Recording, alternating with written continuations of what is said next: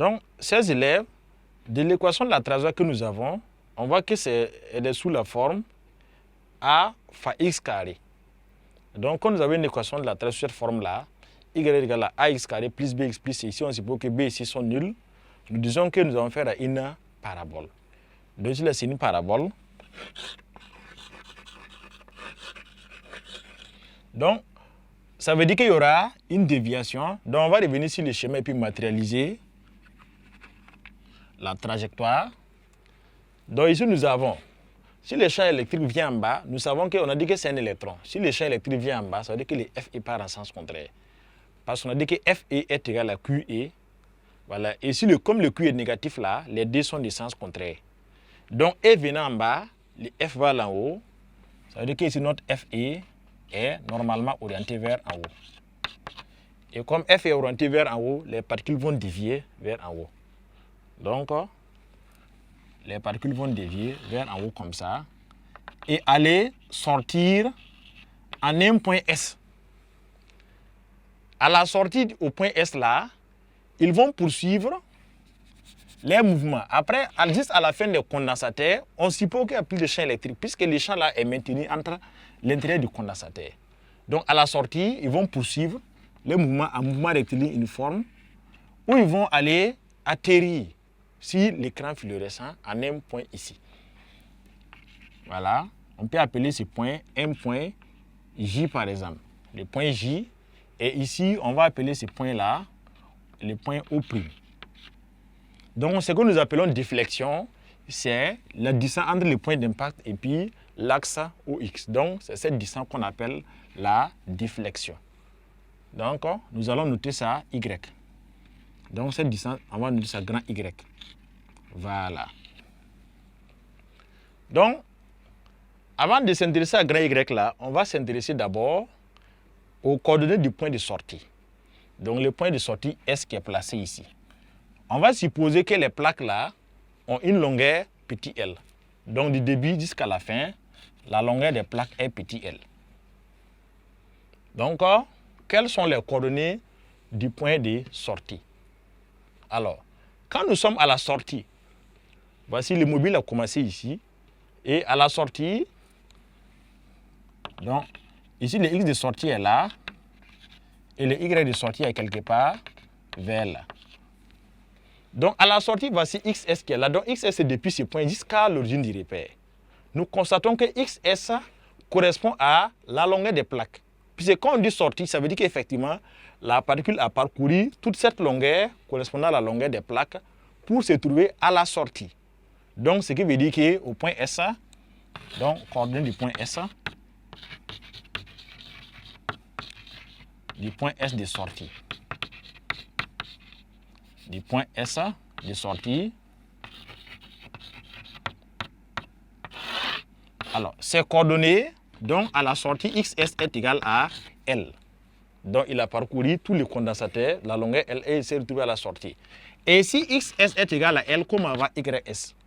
Pour avoir le Y de sortie, alors, vu l'équation de la trajectoire que nous avons proposée, si nous remplaçons X par sa valeur, nous retrouvons aisément l'expression de Y de sortie.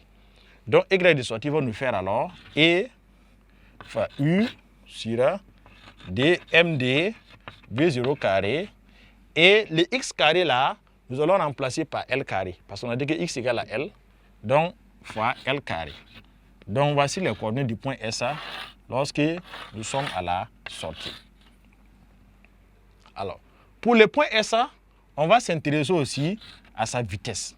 Comment avoir la vitesse lorsque l'expression des vecteurs sur les différents axes du point S. Vecteur vitesse VS à la sortie. Donc, voici les coordonnées du vecteur vitesse d'un point mobile donné dans ce champ-là, en particulier d'un électron. Donc, ça fait V0 et petit e fois grand e si m fois t. Donc, et quand nous sommes à la sortie, on sait que le V0, si là des X, le V0 c'est une constante, donc lui c'est tout le V0. Mais le VY là, qu'est-ce qu'on peut dire de VY vu qu'on a un temps t là-bas, un paramètre t là-bas à la sortie. Donc, nous devrons encore aller chercher à connaître la valeur du temps t pour pouvoir retrouver le VY. Et à la sortie, on a dit que X égale à L. À la sortie, comme X égale à L à la sortie, alors que dans les équations horaires, on a dit que X égale à V0t. Cela peut nous permettre d'avoir le temps t de sortie. Donc, XS égale à L. Et c'est même XS là, on a vu que c'était X égale à V0 fois t. Donc, X égale à L et X égale à V0 fois t. Donc, on peut dire alors que V0 fois t égale à L. Donc, le temps de sortie sera quoi? Ça va faire L sur V0. Donc, en particulier, lorsque le mobile est à la sortie, le temps mis depuis le point O jusqu'à la sortie là, T est égal à L sur V0. Connaissant ce temps T, on peut retrouver le vecteur VY. Donc, nous écrivons alors les coordonnées du vecteur vitesse Vs à la sortie.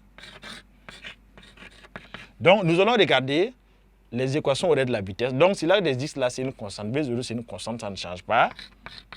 Si l'axe des Y, donc ça fait E sur M fois T. Donc, nous venons de voir qu'à la sortie, T vaut L sur V0. Donc, on va remplacer le E là par U sur D. Donc, nous aurons petit E. Le grand E, le champ E, ça fait U sur D. Donc, ça va faire U sur MD. Donc, on a mis le U, on a mis le D en bas. U en haut et puis le D en bas. Et le T vaut L sur V0. Fois L sur V0. Donc, voici l'expression de la vitesse, du vecteur vitesse à la sortie du condensateur.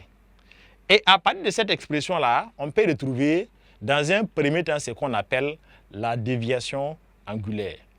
Donc à la sortie, le VS est orienté vers comme ça. Donc le VX est là. Et la composante VY verticale est par là. Donc, voici ce que nous avons à la sortie. Et l'angle que nous avons ici est appelé la déviation angulaire. Donc, l'angle que fait V avec le VY, le V avec le VX plutôt, est appelé déviation angulaire. Donc, on va essayer de... Voilà. On va limiter le vecteur V. Donc, cet angle s'appelle la déviation angulaire. Donc, on va chercher à calculer cette déviation angulaire maintenant. Et de la déviation angulaire, on peut trouver l'expression de la déflexion électrique.